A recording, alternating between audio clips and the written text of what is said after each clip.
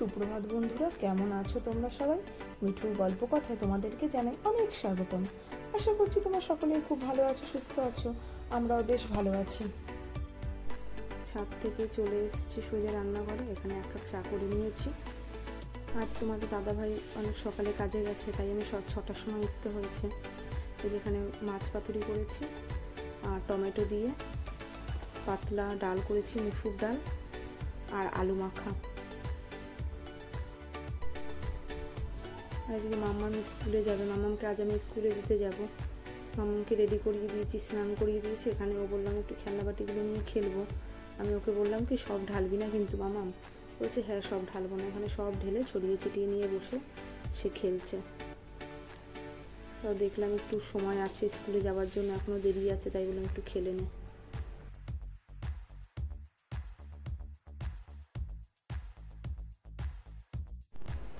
মামাকে স্কুলে দিয়ে বাজারে গেছিলাম। বাজার থেকে এই আসলাম, পুরো ঘেমে গেছি, জামাটা পুরো ভিজে গেছে। মামার দাঁত মাজার পেস্ট, কাঁকরোল আর ওল নিয়ে এসেছি বাজার থেকে।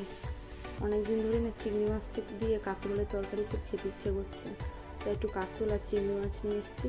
আর এখানে কুলেখাড়া শাক নিয়ে এসেছি। কুলেখাড়া শাক না ডাক্তারবাবু খেতে বলেছে আমাকে, তাই কুলেখাড়ার শাক নিয়ে এসেছি।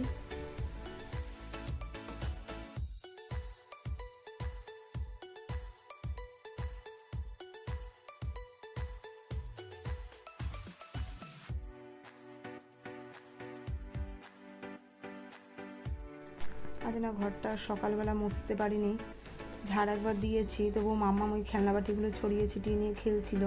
ঘরটা একটু নোংরা হয়ে গেছিলো, তাই ঘরটা একটু ঝাড় দিয়ে নিলাম আর একবার। এবার মুছে নেব, মুছে নিয়ে স্নানটা করে নেব আমি।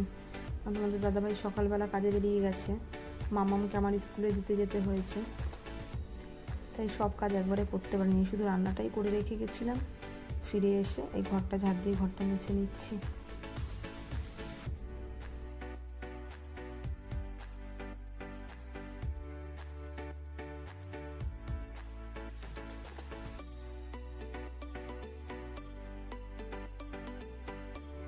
কুলেখাড়া শাকটা বেছে নিয়ে কেটে সিদ্ধ বসিয়ে দিয়ে গেছিলাম স্নানে, এসে দেখছি হয়ে গেছে।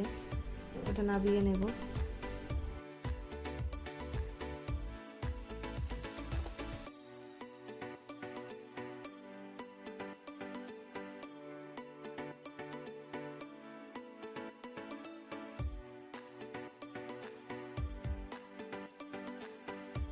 আজ সকাল থেকে ওয়েদারটা ভালো নেই, এই বৃষ্টি হচ্ছে, এই রোদ উঠছে, তাই সকালবেলা না জামা কাপড় কিছু কাচিনি। এই এখন স্নান হয়ে গেছে, দেখছি বেশ সুন্দর রোদ উঠেছে, তাই জামা কাপড়গুলো ভাবলাম একটু মেশিনে দিয়ে দিই, মেশিনে দিয়ে দিলে হয়ে যাবে। কারণ স্নান হয়ে গেছে, এখন আর হাতে কাচতে পারবো না, জামা কাপড় সব ভিজে যাবে। তারপরে আবার মামামকে আনতে যেতে হবে স্কুল থেকে, তাই মেশিনেই দিয়ে দিলাম জামা কাপড়গুলো।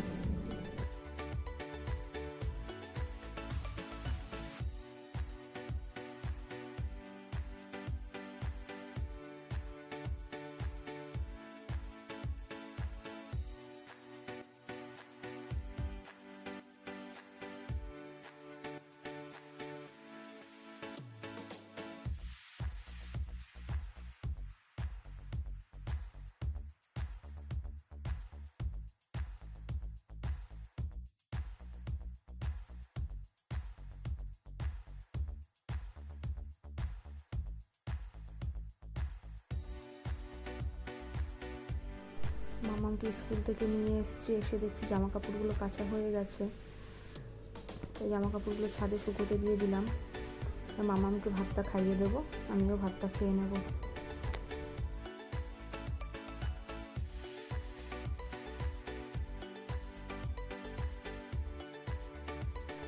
হ্যালো বন্ধুরা, তোমাদের সাথে দেখা হচ্ছে সেই সন্ধেবেলাতে আবার।